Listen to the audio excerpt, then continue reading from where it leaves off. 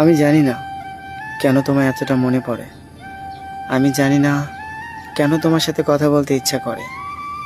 বিশ্বাস করো, যখন তোমার কথা মনে হয় তখন আমার কোনো কিছু ভালো লাগে না।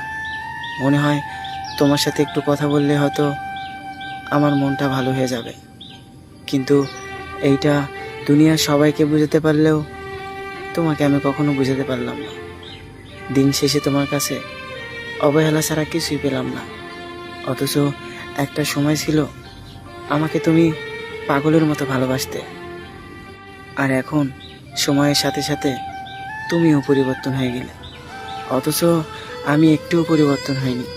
ঠিক আগের মতো এখনও তোমায় ভালোবাসি। হয়তো তোমার সাথে আগের মতো কথা হয় না, যোগাযোগ হয় না, কিন্তু তোমার প্রতি ভালোবাসা একটুও কমেনি। ঠিক আগের মতো এখনও তোমায়